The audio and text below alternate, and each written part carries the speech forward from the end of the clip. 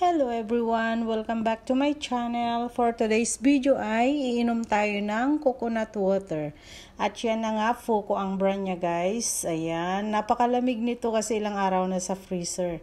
Ayan, dito sa likod niya makikita mo yung mga grasa, mga ano niya, kung ilang gramo yung sugar na nilagay nila, ganon. Kasi hindi naman natin may pagkakaila na hindi naman ito puro guys.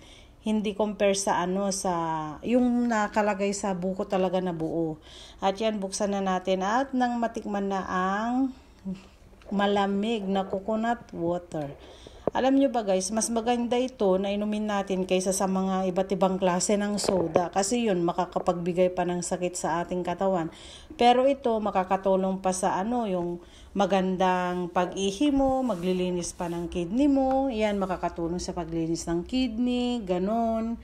Kaya, ano pang hinihintay nyo? Ganito ang inumin nyo guys para mas safe. 'Di ba? Wala kasi tayo yung nasa buko talaga. Mas maganda pa sana yun na inumin natin, pero okay na to guys. Pansamantala na natin, coconut water. So, thanks for watching everyone. Hope you like this video at bili na rin kayo ng coconut water para ito ang inumin nyo compare sa soda. Bye!